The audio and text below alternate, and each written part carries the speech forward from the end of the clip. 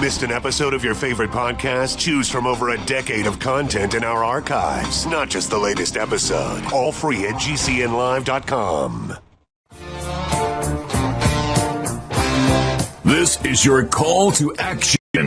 Get prepared, America. Economy, survival, energy, disasters. This is USAPrepares.com. Informative radio, educational radio. Interact now by emailing instructor@USAPrepares.com or text at 434-390-7953. Class, please take your seats. Now, your instructor, Vincent Finelli. No question about it. Brad is in charge. He is in charge here today's broadcast of USA Prepares on GCN. No question about it. He is engineering today, and he's doing a fabulous job as always. And I just love broadcasting with our engineer, Brad. He's always bright, and whatever vitamins he takes, I suggest we all take them. He's just always cheerful and happy. Any comments, Brad? I don't take any vitamins, actually. Okay, so all right, so everyone stop taking vitamins. Yeah, that's the plan. Brad, thanks so much for being with us. And you've got Guineith Isaacs live in Australia, don't you? I sure do. Yeah. Welcome, Guineith. Hello, Vincent. How are you this morning? I'm doing really, really well. And, one of the questions I wanted to ask you, Guineith, is in Australia, you live off the grid, and you've mentioned that many times here on the air. So overnight, you run out of electrical energy. You're out of it. And you've got to wait till the sun comes up and starts generating more. At what time in the morning do you have enough energy to actually do whatever the first thing you use electricity for? What time does that happen? It depends on the time of year. Usually around about an hour after first light. Mm-hmm. Okay. So it's not so bad. Mm-hmm. And you don't make a lot of electricity early in the morning. What happens, I'm sure, as it does here on our farm, we start making it around a little after first light.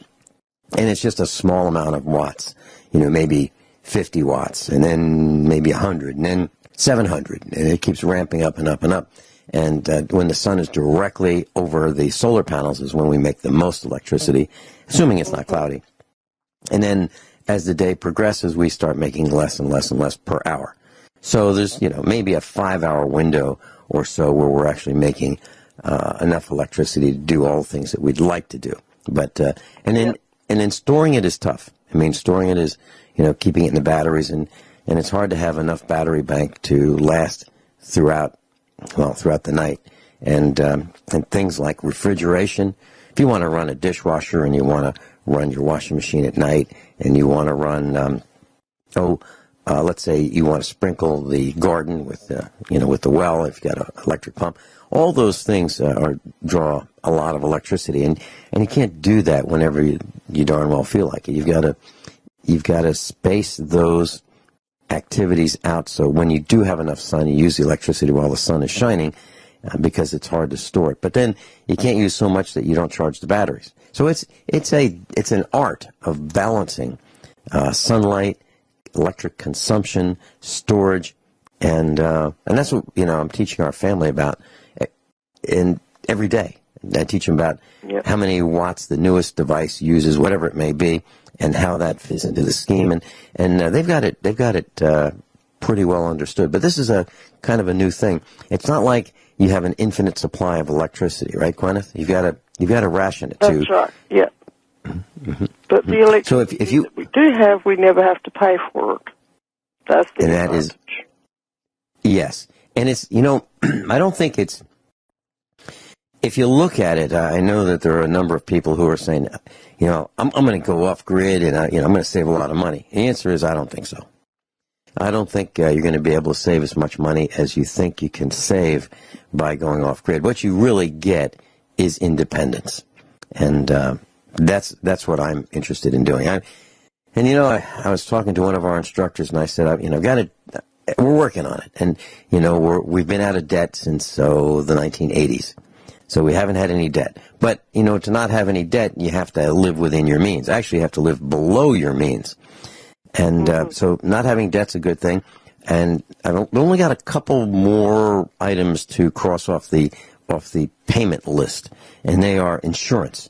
Insurance is something that keeps chasing us, and it keeps draining our wallets. And I hate the thought of insurance, because if you think about all the money people have paid over the years into insurance, it's astronomical. So, for example, if you have a mortgage and you have less than 20% down on your house in the United States, you're required to buy PMI, private mortgage insurance, in case you stop paying. So you're paying an insurance company, and that's one kind of insurance. And there's homeowners insurance, and then there's flood insurance, and then there's automobile insurance, and the list goes. And then, for example, in our farm, some people would have cattle insurance, in case cows walk off and or die. We don't have that. We have a barn, and our barn is insured, and that's great. But nothing in the barn is insured. So if we want to insure our tractors, that's extra for each tractor, and we have to list them separately, so separate riders. So I would love to give heave-ho to the insurance bills that we have. And then the last one, other than insurance, is taxes.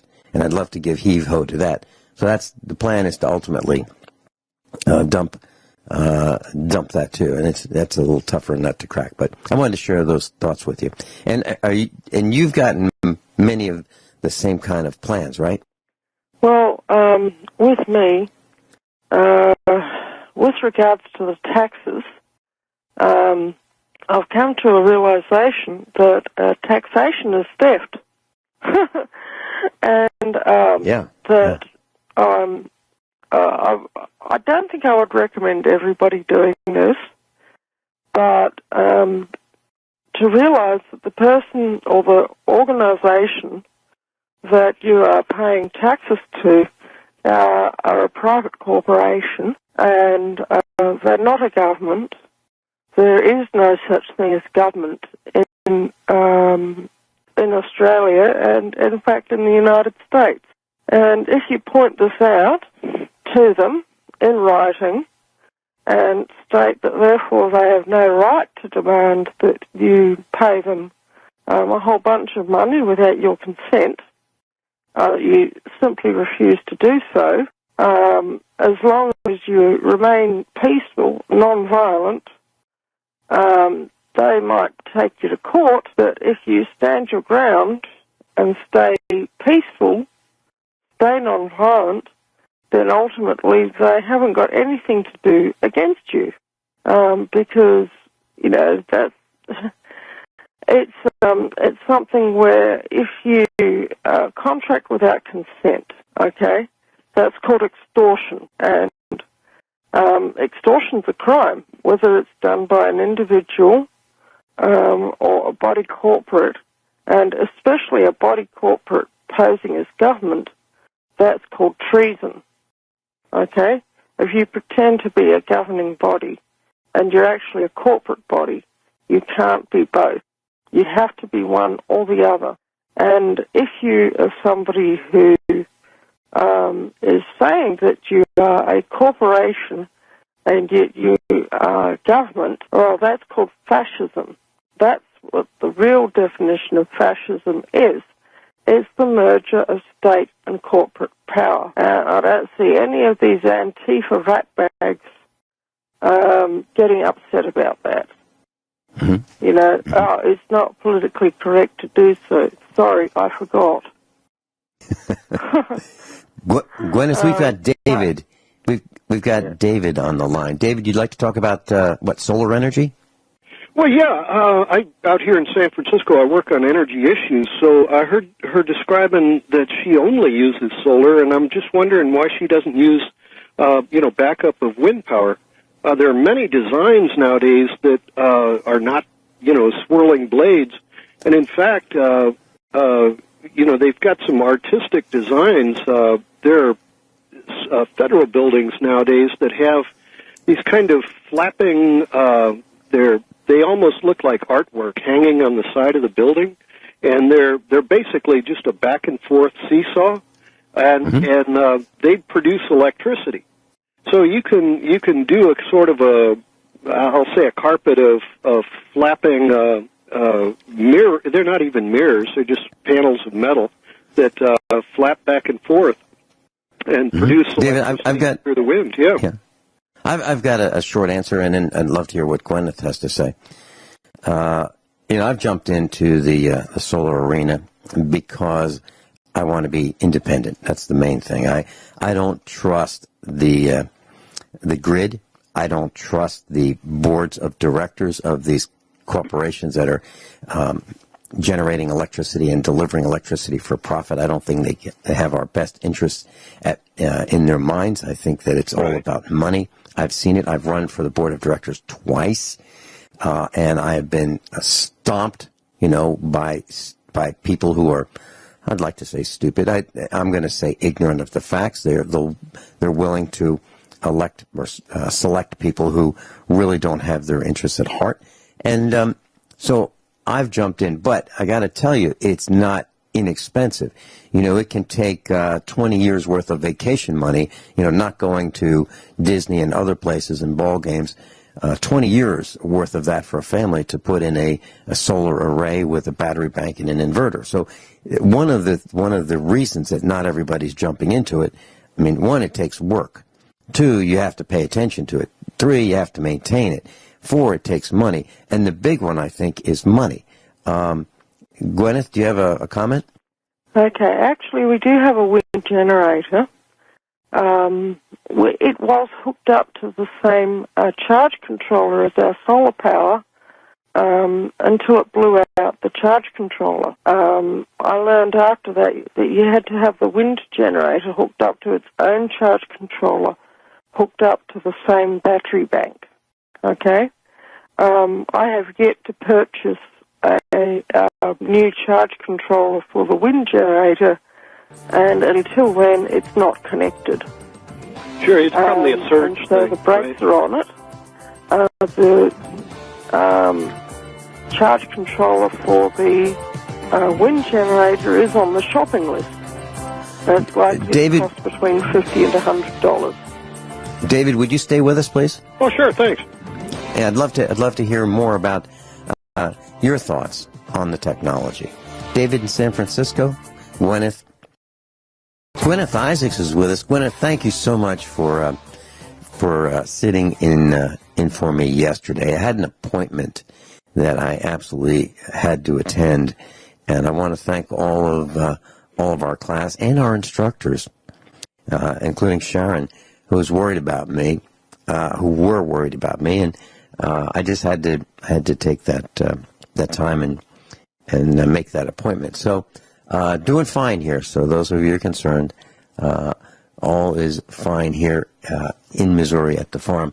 So David, you were talking about combining wind power with solar power, and can you give us and you're in the business, right? Is that correct? No. I actually work with a nonprofit that's been working on not only anti-nuclear, but as well switching over, converting to alternative energy. And I tend to work on the economics of it. And first of all, I just before you closed out the end of that last segment, you were talking about getting off the grid and trying to get on the board of, was that one of your local power companies? Yeah, I ran for the board of directors twice, 3 years ago, and I just got off stage in the end of August, and I was beaten very, very solidly by a guy who said, I'm from around here, my mama's from around here, I was born here, I'm from around here, appreciate your vote, thank you very much. Well, yeah. Right. I take it he was local. He was local. Literally, he beat me twice. And with that same line. These guys are entrenched. I believe they are manipulated by the corporation that they are directors of. They are told that they will They will stand in harmony and unity, and they will toe the company line. Whatever the board decides, there will be no dissension outside the boardroom. And they sign a contract to that effect. Which state are you in? I'm in the state of corruption, Missouri. Oh, okay, yeah, right. I'm originally from St. Louis, being out here in California now. Out here in California, PG&E, Pacific Gas and Electric, has been busted any number of times in not just money laundering operations, but embezzlement, failure to properly spend money. In fact, there's a famous incident in which one of their gas lines exploded, blew up 11 houses, and killed a bunch of people. And they basically claimed that their pipe was intact and in good service, but in fact they had put in a defective piece of pipe in 1954.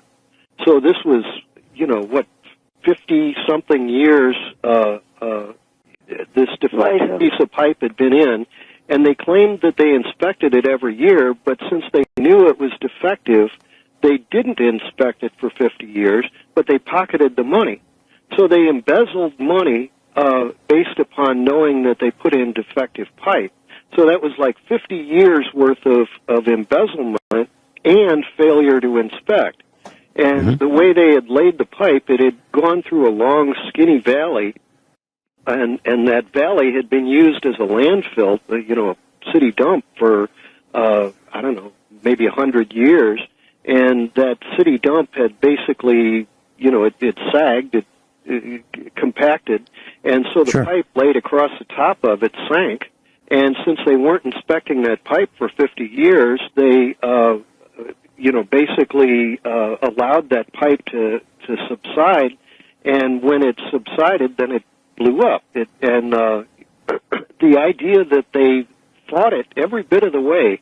They knew that it was defective to begin with and embezzled for 50 years. So they committed a fraud, a basic murder, negligence, any number of different real crimes, not just embezzlement, financial crimes, but, murder, negligent homicide.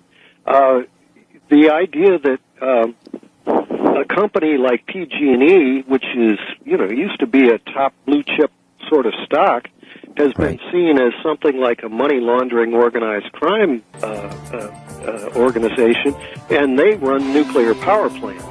And now they're trying to put nuclear power waste down at sea level, right on a beach at their place. So, there are a lot of real problems and reasons for getting off the grid. But I was going to raise the issue of disasters like Houston, Florida, and Puerto Rico. Okay. Hold that thought. I'm sure Guineith would also like to hear them. Hold that thought. David, hang with us, please. Guineith Isaacs is live in Australia with us. David is in San Francisco. He's called in. And David, you were talking about disasters. I'm sure we'd love to hear your thoughts on what's happened in Houston, what's happened in Florida, what's happening in Puerto Rico, and what has happened in Puerto Rico. What are your thoughts on that? Well, obviously, local preparation. I heard you mention that you're basically opposed to the grid. I think it's certainly a smart idea. I'm not opposed to the grid. I'm opposed to people who are ignorant managing the grid. I'm opposed. Sure, yeah. I think the grid is a great idea. The first time I ran for the board of directors, I talked. My platform was protecting our grid. Okay. I pulled out of my pocket a 5.56, some people might call it a 223 cartridge, and I said, I think I paid about 20 cents for this, and someone from a couple hundred yards away could take one of these or a larger caliber and could plink and hit a specific portion of a substation, and I didn't exactly say what, but I said, if a transformer's taken out with just one of these 20-cent cartridges, there are no replacements for those one-of-a-kind transformers, and it could take years for another one to be constructed. So we need to protect our grid. That I said 3 years ago. And then this time, I was greeting people who were coming into the to register for the election and the annual board of directors meeting, of which there were thousands of people in the convention hall. One guy said, "Did you bring your bullet with you?" And I said, "No." And he said, "Well, that was idiotic." And I said, "Why do you say that?" And he said, "Well, that's it, just idiotic." And I said, "Well, actually, I reviewed that before I mentioned it with the engineer, the chief engineer of the electric cooperative." And he said, "I'm absolutely right." And he said, "Well, it's idiotic." And I said, "Well, I can't help it if you don't understand." Now, who was he? He was the husband, dressed to the nines, of one of the gals who was running for re-election. And she was re-elected both nights, 3 years ago and this latest time in August. So what I'm saying is I'm not against the grid. I love the idea of the grid. You know, it almost self-healing in some respects. However, we need to protect it. And we have people who are ignorant of the facts at the highest levels of corporate governance making decisions. That's the problem. Well, I agree. And, you know, I've been working in this since about 1996, and Enron was created, the deregulation of electricity in California was created in 96 over the opposition of Ralph Nader and a bunch of different organizations. And your example is actually not only true, but it's one of the scandals of Enron was they convinced PG&E and Southern California Edison and a bunch of other major power companies to intentionally destroy their supplies. So you mentioned if you knocked out one piece, you'd have to wait for replacement. Well, Enron, Southern California Edison, PG&E they auctioned off all of those replacement parts, and they were sitting idle, sitting empty, empty shelves. When any part went out, then they were able to jack up prices from 8 cents a kilowatt hour to $1,000 a kilowatt hour, and it basically destroyed, many businesses. I think 2/3 of the businesses in San Diego went out in 1 year because of this fraud, and that was what led to the public power. Corruption scandal, or not public power, but the power corruption scandal of Enron, and then led to the Arthur Andersen scandal of about the year 2000. But the idea of intentionally sabotaging themselves by destroying their backup parts was a major part of that corruption. And in my eyes, organized crime has made their way onto the boards of directors of many of the power companies, because what it comes down to is it's an opportunity to do money laundering. You know, if you can imagine billing yourself for inspecting a pipe for 50 years and you pocket that money, you never inspect it, you know it was a defective part to begin with, they're able to basically print money simply by making a claim, never having any inspectors, and billing themselves as if they do. So it's the grid is a good idea, but it's also good to have independent. And one of the things that if you look at just economics 101, they diversify your income. So if you look at electricity as income, if you have one nuclear power plant and nothing else, one of the problems with the 1991 energy crisis, or not 1991, 1999 energy crisis was that a 40-ton crane collapsed in a nuclear power plant down in Southern California and knocked the power out, and then all of a sudden that started the rolling brownouts, which led to Dick Cheney and Enron making magnificent amounts of money. I think they said that they looted California of $71 billion in a matter of months. And $71 billion in a matter of months. We've never recouped the spending power of that $71 billion. And so, these guys are organized crime. They're any number of different types of sabotage and corruption. And so to have independent producers of electricity, a farm, a school district. We've got BART up here, the electric train that runs all over the Bay Area, and they've got right away, all over the side of the tracks. They could be laying solar panels up and down the side of the tracks, and not only producing for themselves, but producing for every town around, and giving huge competition to PG&E. But the board of directors is stifled for some reason. They're not. You would think that Homeland Security would give grants to create alternative power because it would be such a stabilizing force. So then, when you David, I was just going to say. I want to put an exclamation. I'd like to put an exclamation point on what you just said. Mm-hmm. During the 2 minutes that they allowed me, they only allowed me to speak 2 minutes. I took 4 minutes and like 40 seconds.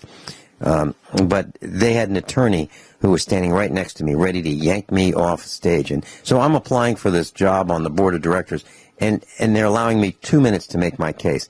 And I said, it's unbelievable. You hire a secretary, and you spend hours, right? You spend a lot more time interviewing a secretary, or the guy who's going to cut the lawn, at the electric cooperative, or the shop foreman. You're not going to hire that person in 2 minutes. However, you're only allowing each of us on stage 2 minutes to make our point, make our case as to why we should be a member of the board. Okay, so that's one thing.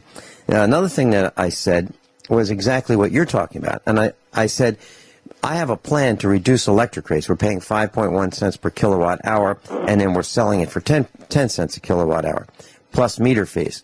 I said, my plan is, should there be an EMP, should there be a grid down situation, my plan is to cut us out from the grid, isolate us through switches. We isolate our little electric cooperative, but before then, what we do is we encourage people to have solar panels and sell the excess electricity back to the electric cooperative at 2 cents per kilowatt and still sell it at 10 cents. So it's a win for everybody. It works for everybody. And I said, now we're not going to have the same amount of electricity. There's no way, a bunch of farmers with solar panels are going to provide all the electricity we need. However, we'll have more than we would have if we didn't have any. And they wouldn't let me get my point across. So I'm with you. I'm on the same page. And what I'm saying is this whole system of the electric companies, I believe, these utility companies, is designed to control us and to prevent the independence, whether it be independence from small farmers like myself having excess capacity and selling it back to the electric cooperatives, or independence in the boardroom. They don't want any independence of any kind. They want absolute dependence from all of us. That's why I believe it's organized crime. These guys have been able to launder money through PG&E for years. They've been laundering money through Southern California Edison. If you just study, it's called San Bruno, where that mountain, or where that pipeline blew up, San Bruno, the town of San Bruno. And when you study the case, you realize that the PUC, Public Utilities Commission head, who was the head of Southern California Edison, had a secret meeting. He had to go to Prague, Poland, he went to Poland, basically, to do a secret meeting with the Enron people in order to do a corruption of this San Bruno pipeline. I said Enron with PG&E. So this guy was in corruption. They ended up paying a fine of $2 billion for this pipeline explosion after they had discovered layers on layers on layers of fraud, not cutting back tree branches and allowing whole neighborhoods to burn down, and pocketing the money, claiming that they had... Yeah, did anybody go to jail or prison? I think only one person. And that's not enough. Yeah, absolutely. I mean, there are just layers and layers and layers of the corruption. I mean, the inspectors had to have signed off on these things. California's got some real problems with, that's why I believe it's more organized crime than it is, just sort of an internal corruption of a single company. Because when you get into Dick Cheney, they basically, after 9/11, they made the grid a part of national security. So they've basically taken a company like PG&E, which has what I see as organized crime ties, and then given them national security clearance and national security kinds of controls. So, if they claim that they're paying security guards, $100 an hour to guard a nuclear power plant, they're probably pocketing that money, too. I'd love to hear what Guineith has to say about this when we come back.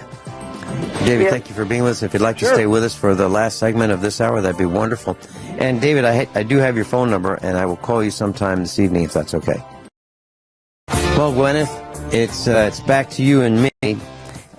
David is making some calls to get some more information to us about the electric utilities, the corruption, the crime, the money laundering, and so forth.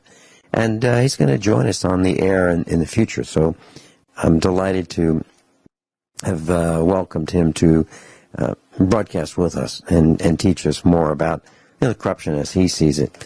So, Guineith, we were talking about your solar energy experience. Anything you want to share about what David was talking about, or what we were talking about before we go on to being forced into the Stone Age, and, by these. Yeah, if we get a few nuclear power plants going off, we might be back in Stone Age.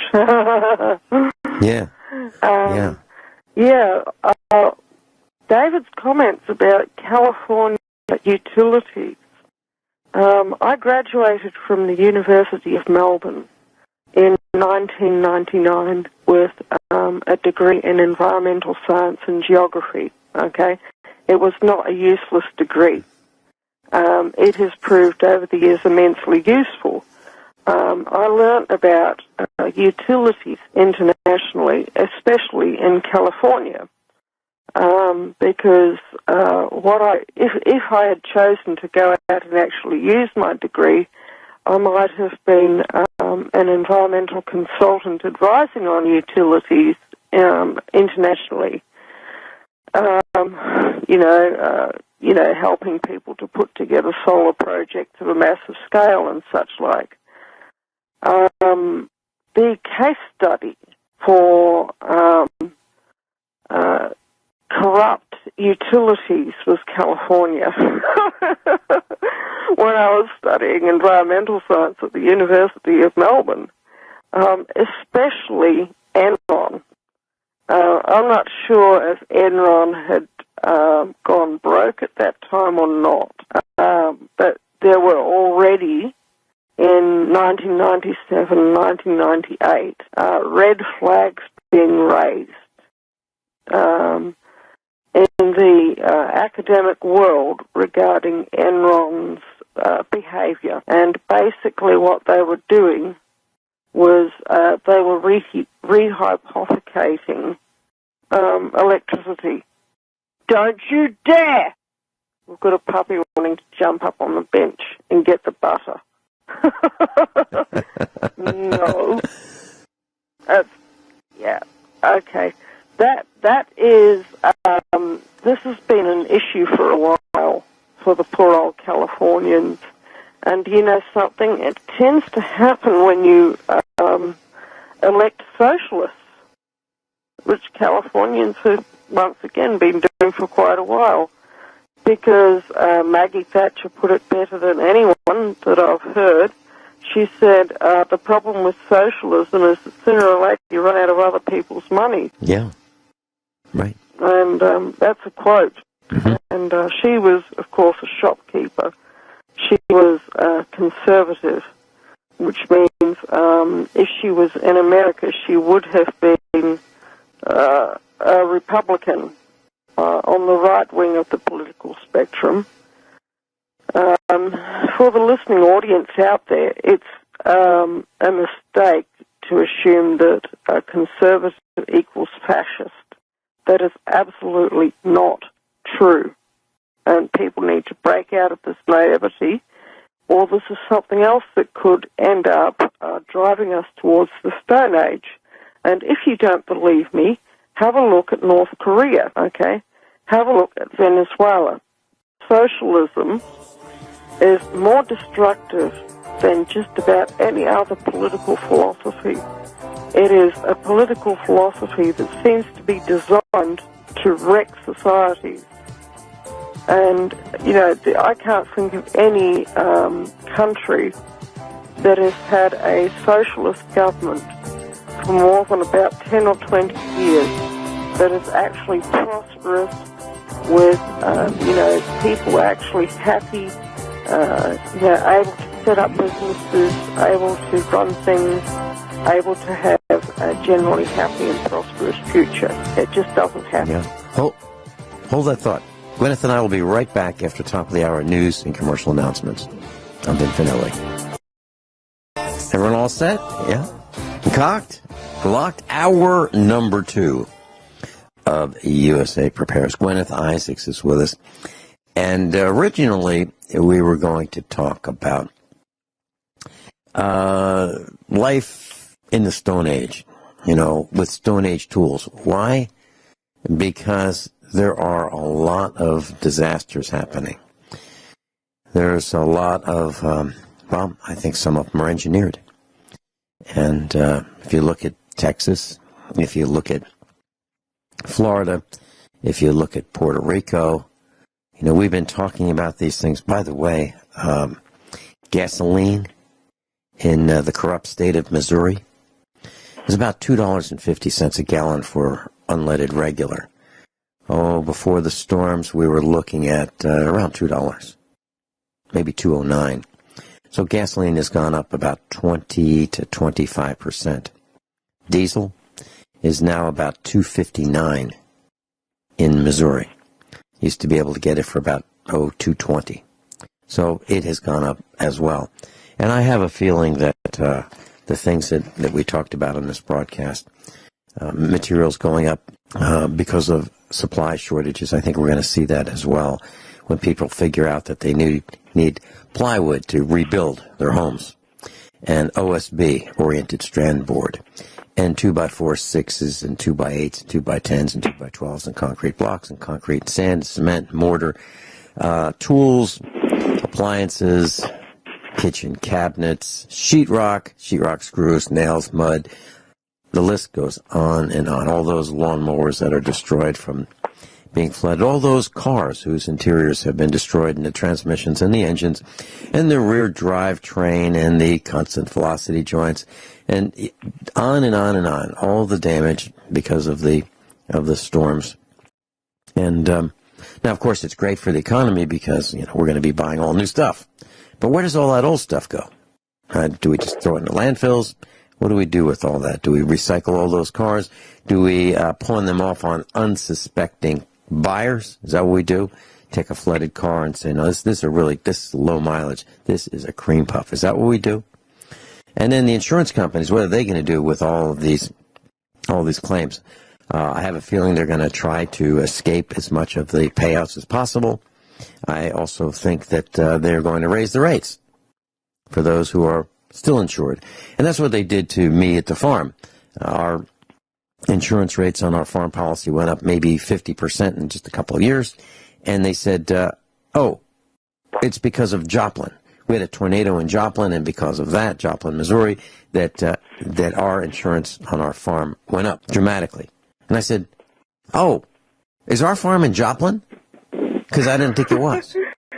No, it's in the And they said, no, but that's good enough for them.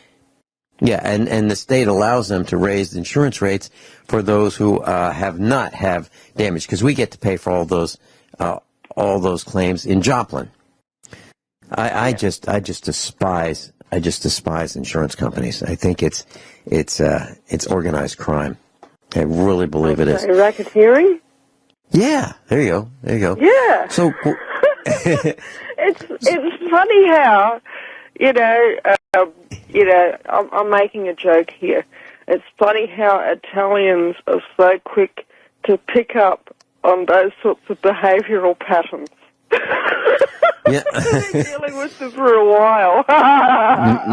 Yeah. And, well, if you go back in history, okay, 2,000 years, I was watching a YouTube video the other day, And you know what this YouTube video was saying, that they'd actually done a historical and archaeological investigation of this particular place that had been utterly devastated 3,000 years ago in the Middle East.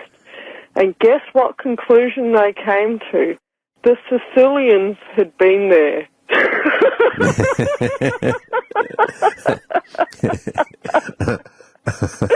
And I heard that, and I did the most massive face plant. And I got to tell you, and their friends, the Sardinians, and everybody knows about the Sicilians. They forget the Sardinians are almost as bad. I was on a long drive. I was on a long drive last night, a couple 100 miles, and I was in the vehicle with our son, and he was telling me about this military guy he knows, and he chats with him, regularly. And this military guy told our son that he's really afraid of me. He's not afraid of our son, who's who competed, took I think third place in Disney's Wide World of Sports, as a karate in fighting. And so this military guy's not afraid of our son. He's afraid of me. And I was talking to him about that last night. And I think what it is I have a reputation of being Italian. And that seems to carry the day, and people are really leery of me because of that. They don't understand who I am or what I'm like, but because I'm of Italian heritage, they want to stay away because they know that I just might go off half-cocked, and they may be found, not found. They may just disappear, and that's the concern, really. And, the reputation I have is that that I would go and do these hits on the East Coast. Then I'd come back to Missouri, wait till it cooled down, then I'd go back to business on the East Coast again. So I'd be a traveling hitman. And that's the reputation that I somehow have gotten. Okay, that's all right with me because, it keeps people away from our farm. It keeps them from not stealing our animals. And I ran into one guy at the end of our road, and he was checking out a cow and a calf, and he saw this little calf, and it was maybe 200 pounds. So he was looking at putting that calf that was just born in his truck and driving off with it. That was my impression. And so my son approached him, and I approached him, and he looked at me and he goes, "I've heard about you. You're the one who kills people." And so I've never met this guy before. He's from, I don't know, maybe 20, 25 miles away. Never seen him. And he's heard about me. He knows that I'm the one in his mind. He thinks I kill people. So, that's the reputation I have. Obviously, I'm not going to try to change anyone's mind. If they really think that and it keeps them away, so be it. So be it. I'm okay with that. I'm just not going to try to educate them. But I got to tell you, it prevents me, this reputation I have, prevents me from doing good. And that was one of the things I wanted to talk to you about, Guineith. There's really good news in our message. And that is, we're not going to have to help very many people. We are not. Because there are so many people who don't get it, who are not interested, who are willing to go to ball games and get distracted by all kinds of minutiae, that we're not going to have to help them. I was chatting with one of our instructors who has a cell phone, and I don't know, the phone just dials someone. Does that happen to you? Okay. We've lost Guineith. But anyway, let me tell you the story, class. So I was on the phone. I got a call from one of our instructors, and she's going to come back on the air with us in the next several weeks. And she was telling me that she bought some property. And, okay, do we have Guineith back? Okay. Yes, so Guineith, I was telling a story I'm about... back now. I missed whatever you said in the last few minutes. I must have laughed too hard and I got cut off. let me bring you up to speed. I got a call from one of our instructors who dialed me accidentally. They call it butt dialing. here in the States. And she called and said, "Did you call?" And we called her back because she butt dialed and she wasn't there, so she called me back. But anyway, we were talking about preparedness-minded people, and so she bought this farm. And the farm is roughly a quarter of a mile by a quarter of a mile, in a square. So it's about 40 acres. And she put in some infrastructure. She spent a lot of money getting this farm in shape. She built buildings, and she put in an area where people could bring in their RVs and live there. So they had a waste system. They had water. They had electricity. They had all kinds of things on this farm. And she was looking for an individual or a couple who would, she travels a lot, so she was looking for a couple who would, or an individual who would be like caretakers, mow the lawn around the main cabin, those kinds of things, check the fence, make sure everything was operational. Not a lot of work. And in turn, whoever was the caretaker or caretakers would get to live there for free. No taxes, no utility bills, get to live a quarter of a mile by a quarter of a mile. Yep. Okay. So it was really kind of a simple thing. She couldn't find anyone, not a single person, who would be willing to do that, live for free on her farm. Nobody. And, it's not like it would take 24 hours a day, 7 days a week. Maybe one day a week would be spent cutting the lawn. Maybe another day, a different week, would be spent checking the fence. That kind of thing. It was not a big deal. Yeah. There's only 5 acres of fencing, just 5 acres of area that would be manicured. She would provide the mower, the fuel, all that. No one was interested in helping her.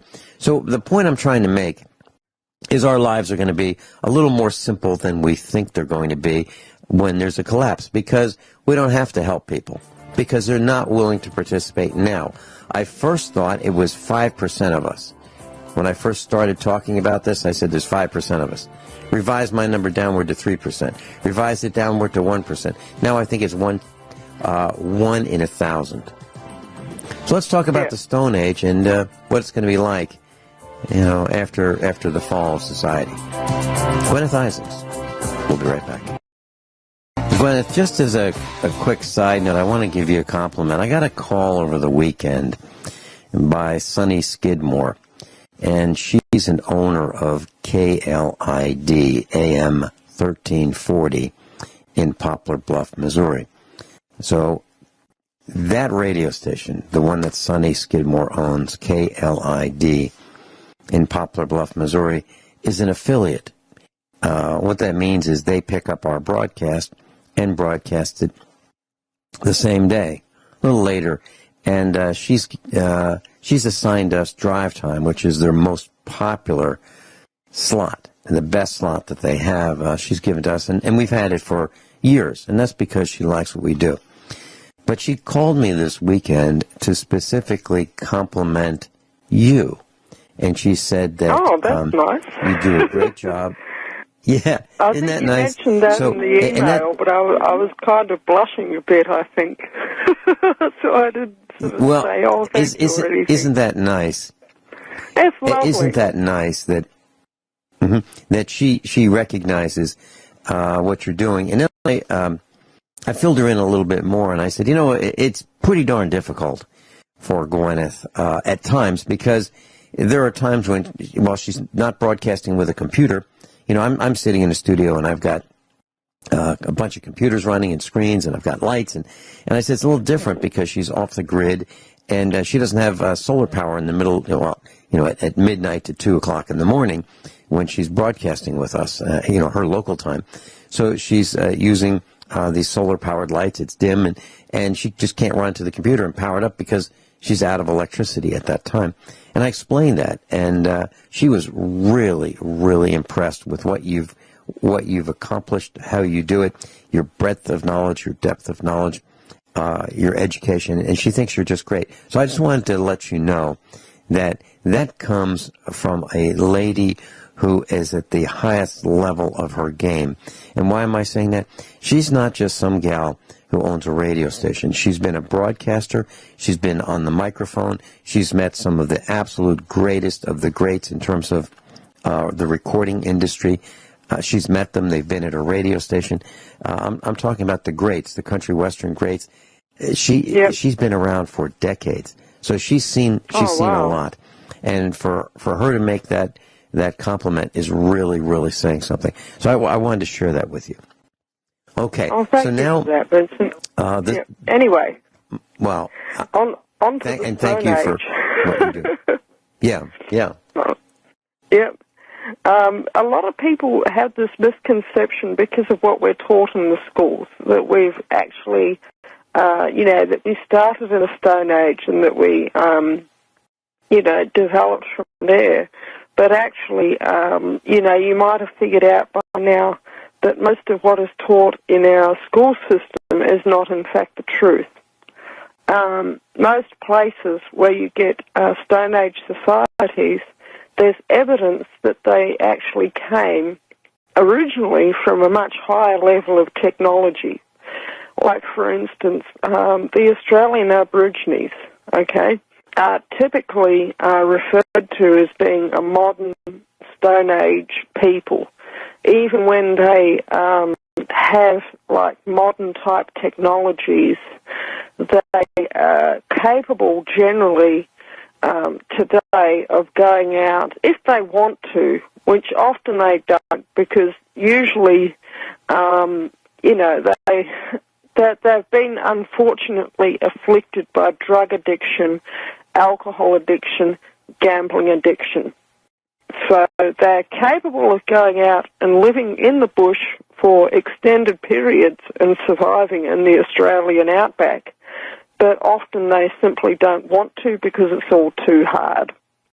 But nevertheless, there's some things about their technology that are absolutely extraordinary and have clearly come from somewhere else. The one I'm primarily thinking of at the moment is the boomerang. And, boomerangs identical to Australian Aboriginal boomerangs have actually been excavated from Egyptian tombs. I don't know if you realise that or not. But there are also, Egyptian tomb paintings of people hunting 3,000 and 4,000 and 5,000 years ago using boomerangs to hunt game in ancient Egypt. And from my research, I tend to believe that the Australian Aborigines descended from, at least the ones in Western Australia, actually descended from the Somalians. Guineith Isaacs is with us. Guineith, we were talking about the Stone Age, and you were teaching us about, well, some myths that we've been taught really aren't true. Please continue. Okay, basically, and the pattern through history has tended to go from, being a highly advanced technological empire, and at the end of the cycle, what happens? The empire breaks down, the trade routes go away, and some key commodity that was absolutely vital for, for that society to function goes away because the trade routes go away. You've got, at that stage in history, what tends to happen is rampant highway robbery, which I would say we are at that point now, definitely. The highway robbers, of course, in our case, being the blue team, to the point where it's simply not safe even to use ordinary roads anymore. And societies tend to, at that stage, get more and more and more localized. And also, depending on what part of the world you're in, apparently what is becoming a problem in some parts even of Western Europe is wandering bands of literal Bedouins. That means Muslims.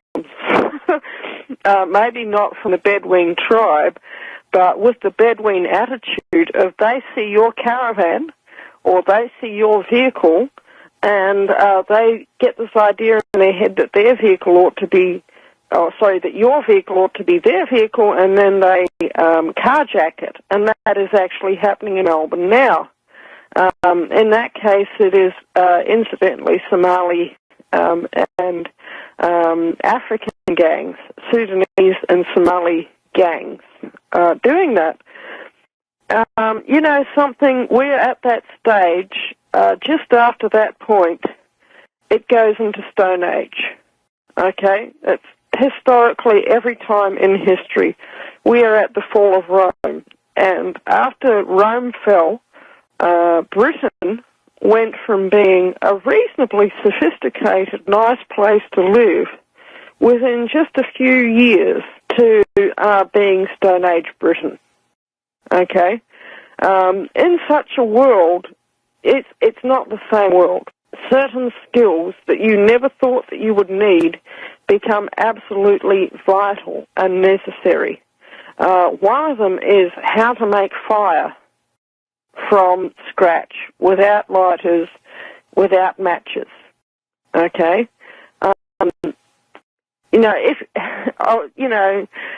Unless you're in a really, really dry place, and unless you've got a high degree of experience, do not attempt to start a fire by rubbing two sticks together, because it just doesn't work unless you have a great deal of skill and have been doing it for a long time and really, really, really, really, really know what you're doing, and you'll wear yourself out.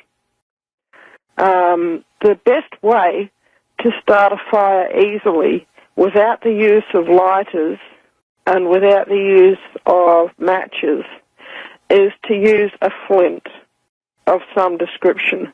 And probably, unless you have a good flint mine around where you live, the best thing to do is go and buy a supply of commercial camping flints at your camping store now while you are able to, because they do run out eventually, okay? And it's within probably about 2 or 3 hours of just sitting there with a pile of tinder and with a flint and with a knife, you'll be able to figure out how to start a fire pretty well first time every time. It's by far the best way to get a fire started. If you have a little bit more technology, what you can do is you can get by the way, I have used these methods. Other people can use these methods subject to their own research and risk. Okay? I just thought I'd have to put that disclaimer in here. You can start a fire with a battery. Okay? Yes. I'll tell you my technique. That this is at the bottom of my list of getting a fire started. So it's one of the last resort methods. You get a 12-volt car battery. You get a set of jumper leads. Okay, you get something like a tuna fish can or a sardine can. You pour some gasoline into the tuna fish can, and you put a piece of cotton rag into the gasoline, so that the gasoline soaks its way all through the, all through the rag. You do not attempt to spark gasoline. That is a very, very bad idea. But if it's soaked into the rag totally so that there's no puddling of gasoline at the bottom of the tin, that is reasonably, safe, in inverted commas. Okay. What you do is you get the jumper leads on the car battery, and probably best if the car battery is not attached to your car. You spark them very close to the gasoline rag, not on the tin, okay?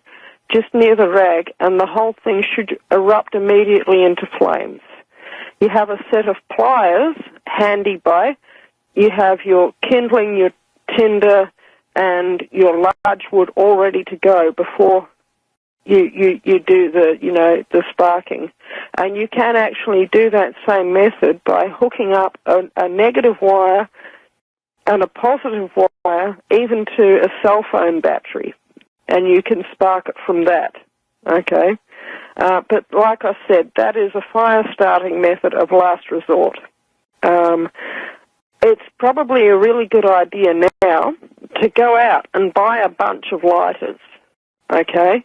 Ordinary cigarette lighters. Even after they are no longer any good to use as a lighter, you'll find they have a small flint in them, and you may be able to use that flint together with the mechanism to create enough of a spark to get something flammable going. And it may not be, tinder. It may be something like alcohol soaked in a rag or something like that, okay? You need to have creativity, you need to have imagination, you need to learn how to use your wits and think flexibly, okay? And if you can do that, you shouldn't have any problem whatsoever getting a fire of some description started, okay? And when you've got fire, life is just so much easier. The other vital tool, I would say, is an axe of good quality, a metal axe. If you're going back to the Stone Age, it's best not to have to go completely back to the Stone Age where you're having to make a stone axe, okay?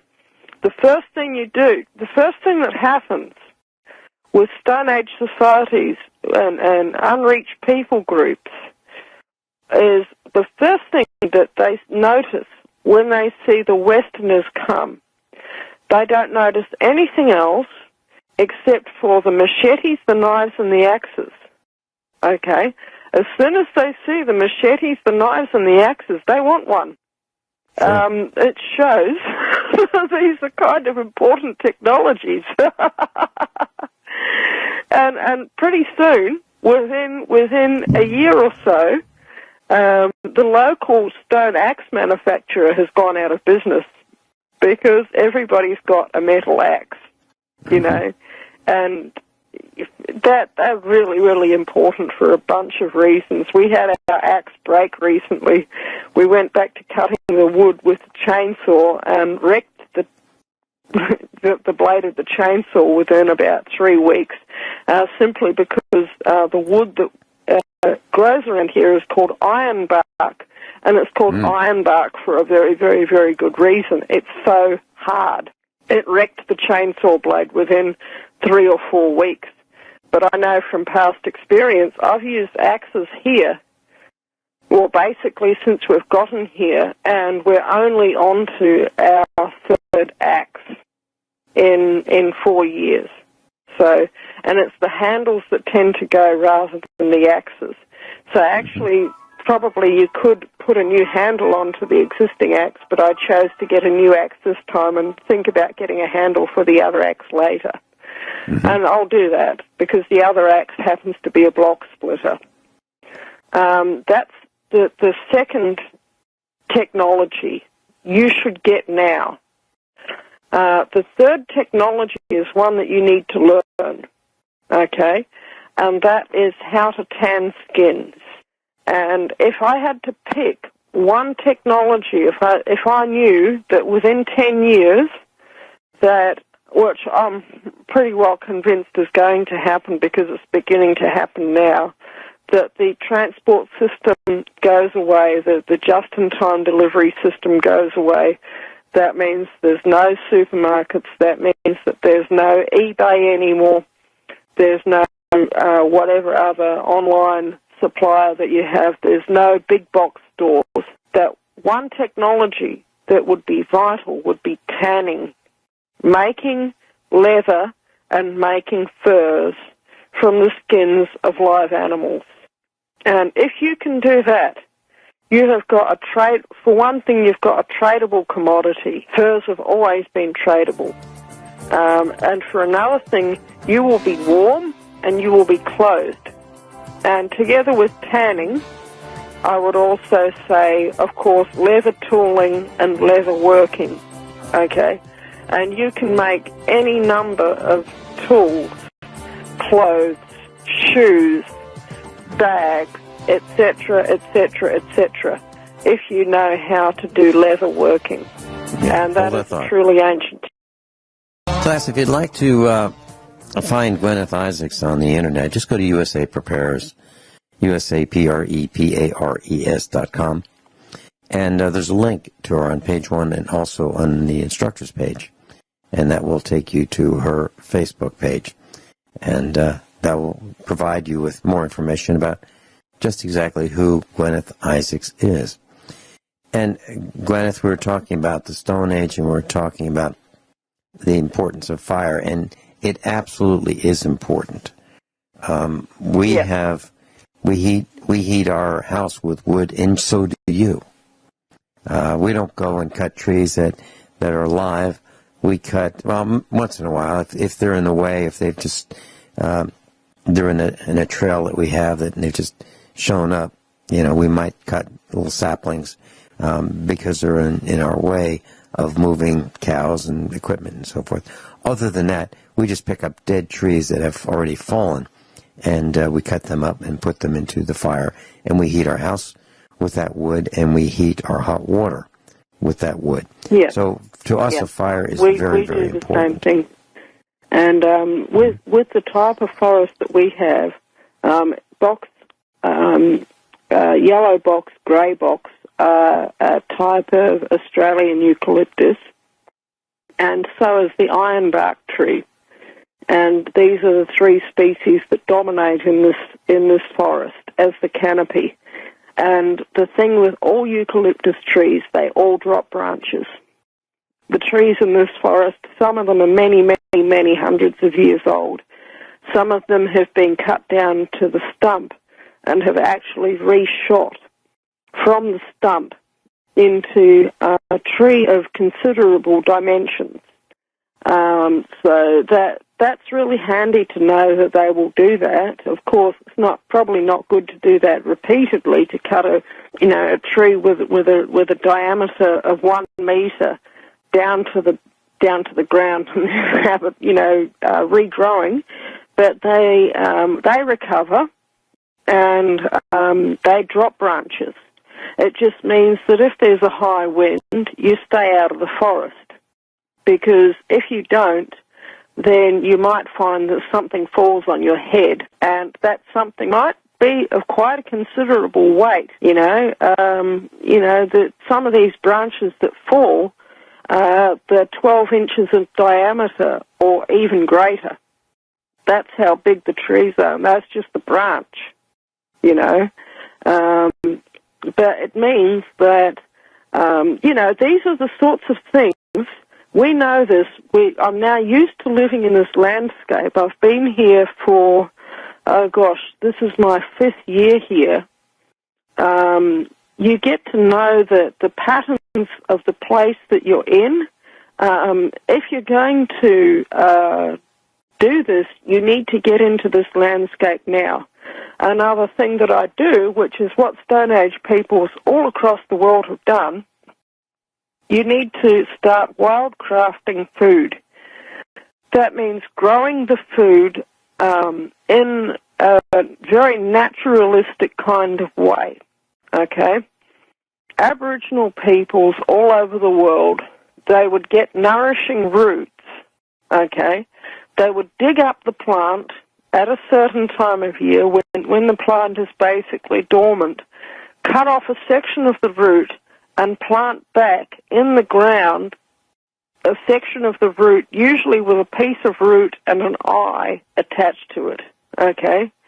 And they would generally say something like a prayer like, please allow me to take of you that I might have food, know you're appreciated and loved.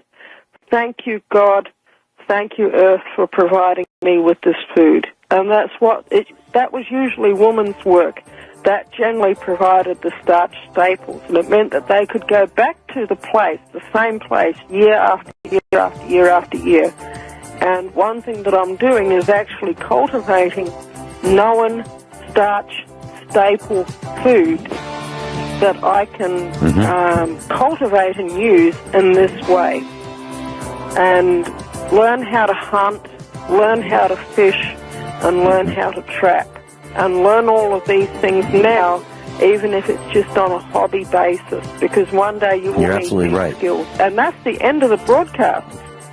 It is. And now is the time, while we still have the tools, and while we still have the electricity. Make your mistakes now. Yeah. Guineith, thanks so much. Yep. I'll see you next I'm Tuesday. a survivalist.